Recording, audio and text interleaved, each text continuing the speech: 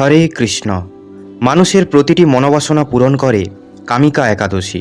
প্রতি বছর শ্রাবণ মাসের কৃষ্ণপক্ষে আসা এই কামিকা একাদশীকে চাতুর্মাসের প্রথম একাদশী হিসাবে মনে করা হয়।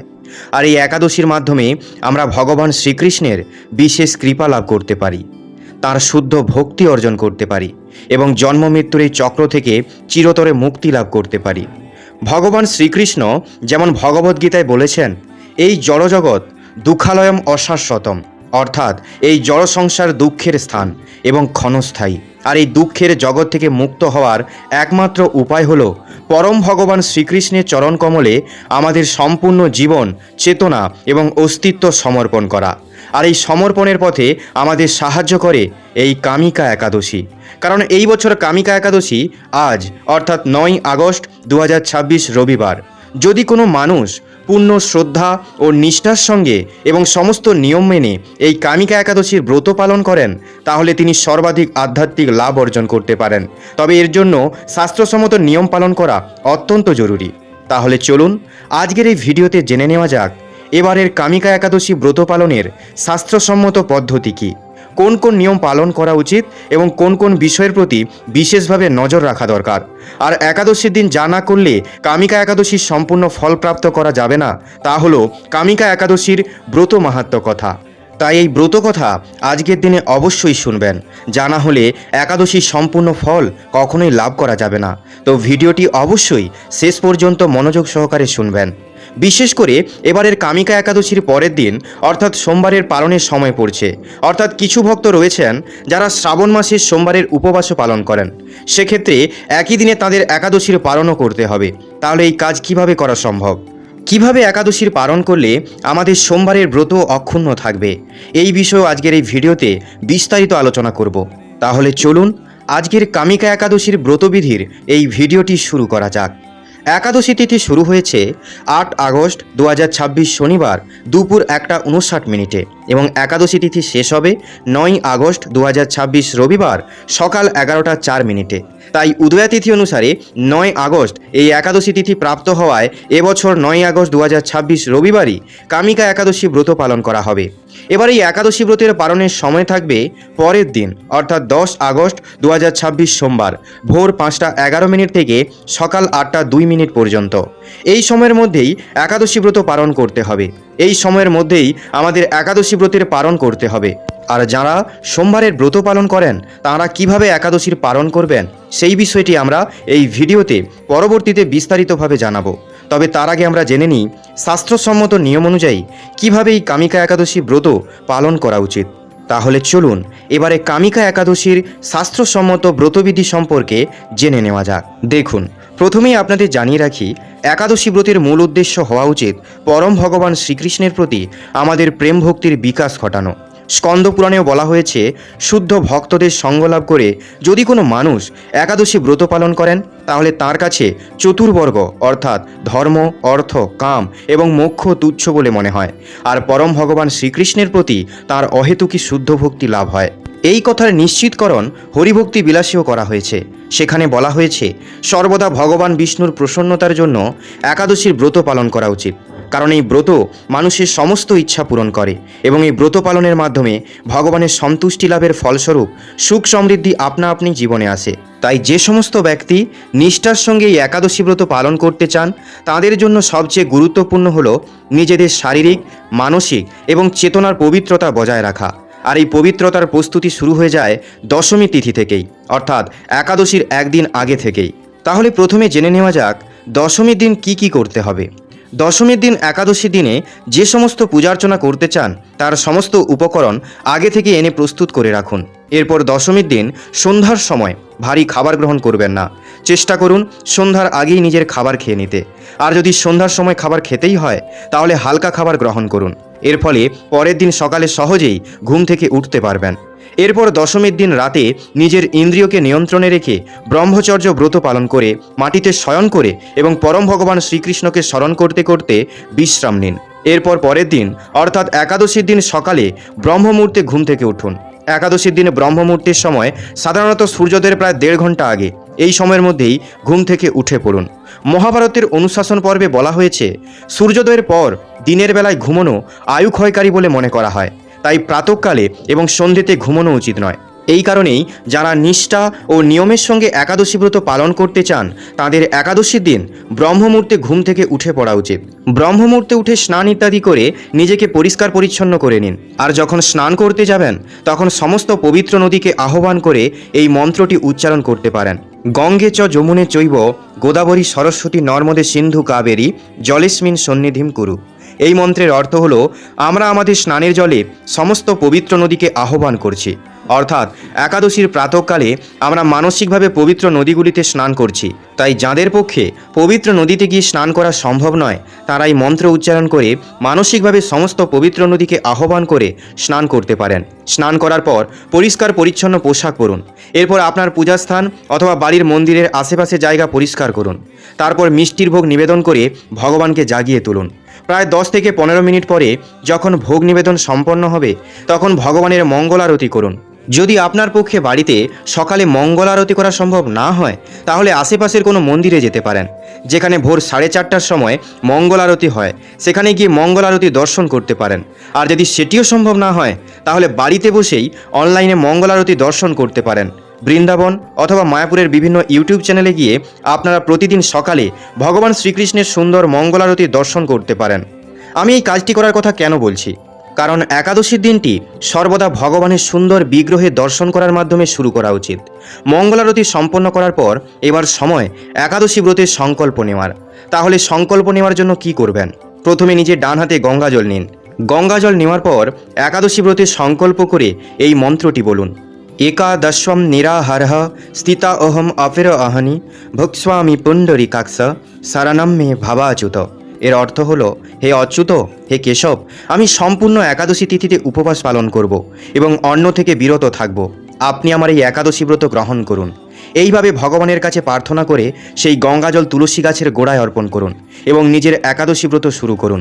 এরপর প্রাতঃকালীন ভগবানের পূজার্চনা শেষ করার পর এবার সময় তুলসী দেবীর পুজো করার। আপনার বাড়িতে যেখানে তুলসী মহারানী রয়েছেন সেখানে তার প্রয়োজন অনুযায়ী জল অর্পণ করুন। তাকে ফুল, ধূপ, দীপ এবং গন্ধ অর্পণ করুন। এরপর অন্তত 3 বার তুলসী দেবীর প্রদক্ষিণ করুন। প্রদক্ষিণ করার পর তাকে প্রণাম করে এই শ্লোকটি উচ্চারণ করুন। ওম বৃন্দাবৈ তুলসী দেব্যৈ প্রিয়া ঐ কেশবস্য চ কৃষ্ণ ভক্তি প্রদে দেবী সত্যবর্তৈ নমো নমঃ। এইভাবে একাদশী ব্রত পালন করার সময় তুলসী মহারানীর আশীর্বাদ এবং তাঁর কৃপা লাভ করা অত্যন্ত গুরুত্বপূর্ণ। তুলসী মহারানীর সেবা ও পুজো করার পর তাঁর সামনে বসে হরে কৃষ্ণ মহামন্ত্রের জপ করা উচিত। এই মহামন্ত্র হলো হরে কৃষ্ণ কৃষ্ণ কৃষ্ণ হরে হরে, হরে রাম রাম রাম হরে হরে। এই মহামন্ত্র উচ্চারণ না করে এবং এই মহামন্ত্রের মালা জপ না করে একাদশী ব্রত অসম্পূর্ণ থেকে যায়। শুধু উপবাস করা এবং সারাদিন বিভিন্ন জাগতিক কাজে ব্যস্ত থাকা কখনোই একাদশী ব্রতের উদ্দেশ্য হতে পারে না। এই কারণেই একাদশীর দিনে হরে কৃষ্ণ মহামন্ত্রের অন্তত 16, 25 অথবা 32 মালা জপ করার কথা বলা হয়েছে। একটি জপমালায় 108টি দানা থাকে, তাই এই ধরনের অন্তত 16, 25 অথবা 32 মালা জপ করার চেষ্টা করা উচিত। যদি সকালে একসঙ্গে বসে সমস্ত মালা জপ করা সম্ভব না হয় তাহলে দিনের বিভিন্ন সময়ে ভাগ করে জপ করতে পারেন। তবে চেষ্টা করুন কিছু মালা যেন অবশ্যই সকালে তুলসী মহারানীর সামনে বসে জপ করেন। এর ফলে আপনি অকল্পনীয় আধ্যাত্মিক ফল লাভ করতে পারেন। একাদশীর দিনে উপবাস পালন করা হয়, অর্থাৎ এই দিনে যে কোনো ধরনের অন্ন গ্রহণ নিষিদ্ধ বলে মনে করা হয়। তাহলে অন্নের মধ্যে কি কি পড়ে? যে কোনো ধরনের শস্য, ডাল, চাল, বিভিন্ন ধরনের সিম জাতীয় খাদ্য, মটর, হলুদ ইত্যাদি এবং এগুলি দিয়ে তৈরি যে কোনো খাদ্যদ্রব্য একাদশী দিনে বর্জন করার কথা বলা হয়েছে। অর্থাৎ এই সমস্ত খাবার আমরা একাদশী দিনে গ্রহণ করি না।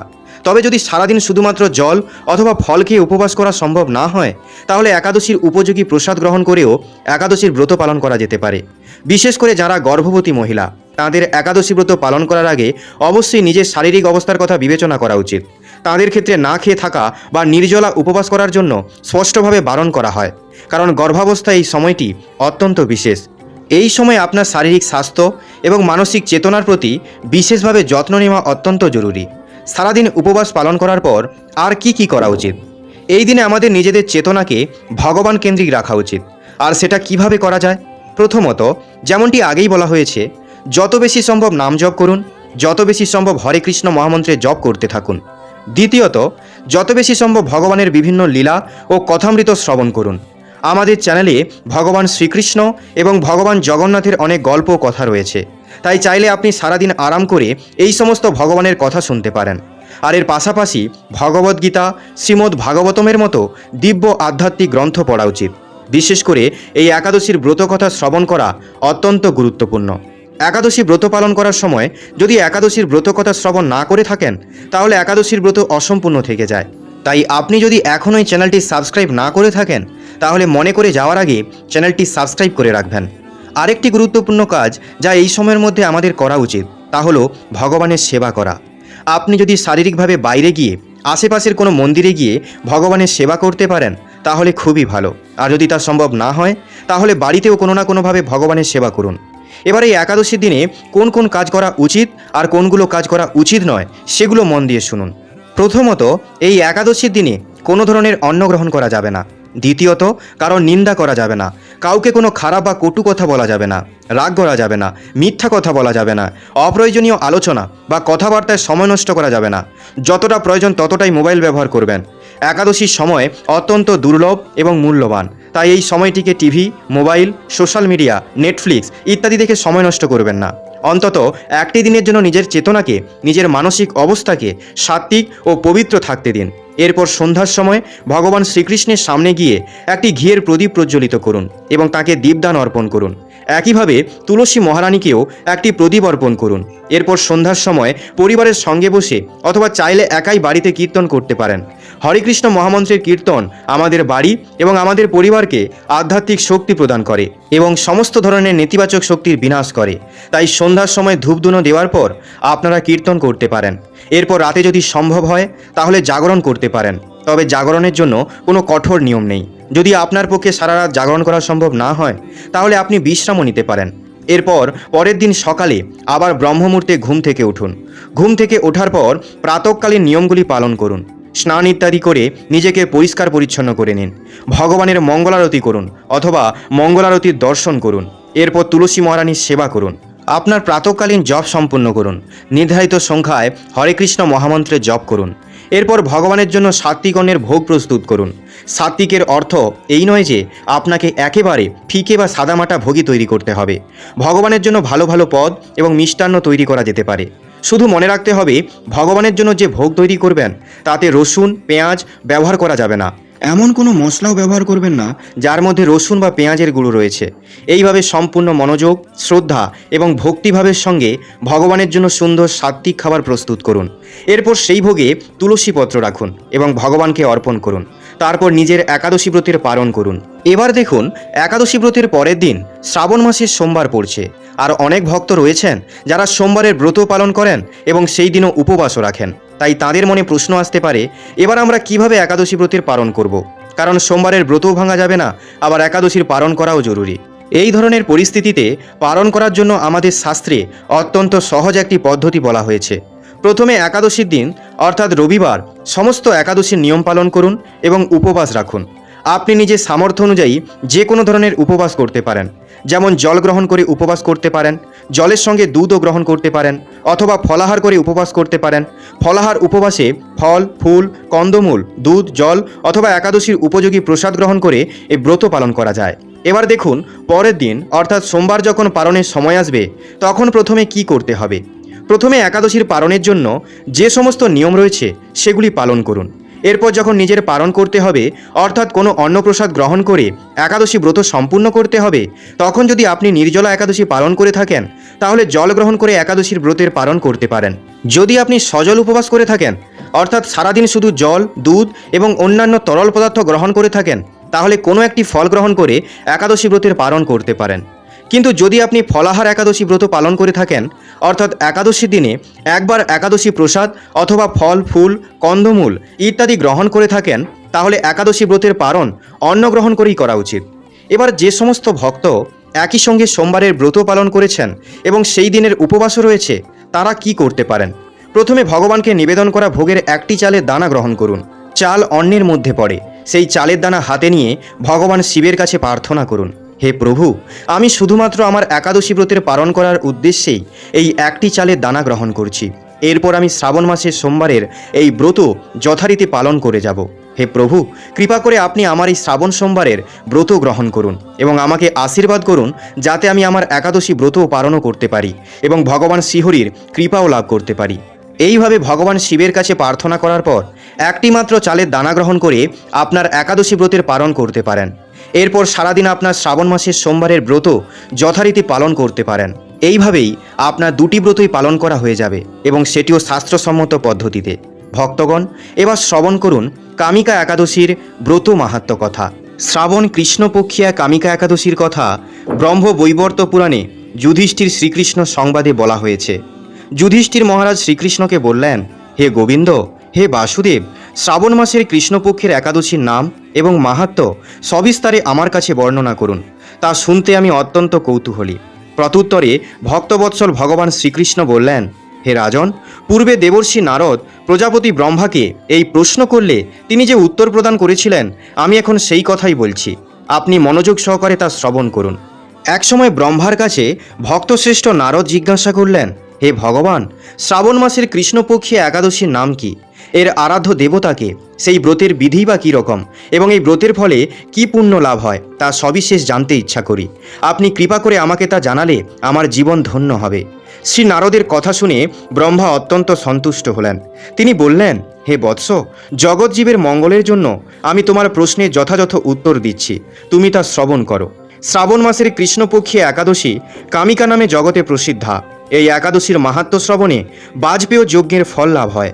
ভগবান শ্রীহরির পূজার্চনা অপরিমিত পুণ্যফল প্রদান করে। গঙ্গা, গোদাবরী, কাশী, নৈমিষারণ্য, পুষ্কর ইত্যাদি তীর্থদর্শনের সমস্ত ফল একমাত্র কৃষ্ণ পূজার মাধ্যমে কোটিগুণ লাভ করা যায়। সাগর ও অরণ্যযুক্ত পৃথিবীদানের ফল, দুগ্ধবতী গাভীদানের ফল অনায়াসেই ব্রত পালনে লাভ হয়। যারা পাপ পুণ্য সাগরে নিমগ্ন, এই ব্রতই তাদের উদ্ধারের একমাত্র সহজ উপায়। এই রকম পবিত্র পাপনাশক শ্রেষ্ঠ ব্রত আর জগতে নেই। শ্রীহরি স্বয়ং এই মাহাত্ম্য কীর্তন করেছেন। রাত্রি জাগরণ করে যারা এই ব্রত পালন করেন তারা কখনো দুঃখ দুর্দশাগ্রস্ত হন না। এই ব্রত পালনকারী কখনো নিম্নজনী প্রাপ্ত হন না। কেশবপ্রিয়া তুলসী পত্রে যিনি শ্রীহরির পূজা করেন, পদ্ম পাতায় জলের মতো তিনি পাপে নির্লিপ্ত থাকেন। তুলসী পত্র দিয়ে বিষ্ণু পূজায় ভগবান যেমন সন্তুষ্ট হন, মণিমুক্তাদি মূল্যবান রত্নর মাধ্যমেও তেমন প্রীত হন না। যিনি কেশবকে তুলসী মঞ্জরি দিয়ে পূজা করেন তার জন্মার্জিত সমস্ত পাপক্ষয় হয়ে যায়। এ প্রসঙ্গে ব্রহ্মা বললেন, হে নারদ, যিনি তুলসীকে প্রত্যহ দর্শন করেন তার সকল পাপরাশি বিদূরিত হয়ে যায়।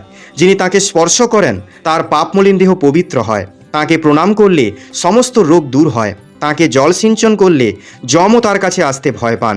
শ্রীহরিচরণে তুলসী অর্পিত হলে ভগবত ভক্তি লাভ হয়। তাই হে কৃষ্ণ ভক্তি প্রদায়িনী, তোমায় প্রণাম করি। যে ব্যক্তি হরিবাসরে ভগবানের সামনে দীপদান করেন, চিত্রগুপ্ত তার পুণ্যের সংখ্যা হিসাব করতে পারে না। তার পিতৃপুরুষেরাও পরম তৃপ্তি লাভ করেন। শ্রীকৃষ্ণ বললেন, হে রাজন, আমি আপনার কাছে সর্ব পাপহারিণী কামিকা একাদশীর মাহাত্ম্য বর্ণনা করলাম। অতএব যিনি ব্রহ্মহত্যা, ভ্রূণ হত্যা, পাপ বিনাশিনী, মহাপুণ্য ফলদায়ী এই ব্রত পালন করবেন ও এই মাহাত্ম্য শ্রদ্ধা সহকারে পাঠ অথবা শ্রবণ করবেন, তিনি সর্বপাপ থেকে মুক্ত হয়ে বিষ্ণুলোকে গমন করবেন। তাহলে এই ছিল আসন্ন একাদশী সম্পন্ন তথ্য। আজকের এই ভিডিওটি যদি আপনাদের ভালো লেগে থাকে এবং উপকারী মনে হয় তাহলে ভিডিওটিতে একটি লাইক করুন এবং আপনার বন্ধু ও পরিবারের সদস্যদের সঙ্গে শেয়ার করুন। আপনার হোয়াটসঅ্যাপ স্ট্যাটাসেও ভিডিওটি শেয়ার করতে পারেন যাতে আরও বেশি মানুষ কোনো জটিলতা ছাড়াই একাদশী ব্রত পালনের এই শাস্ত্রসম্মত ও সহজ পদ্ধতি সম্পর্কে জানতে পারেন। হরে কৃষ্ণ।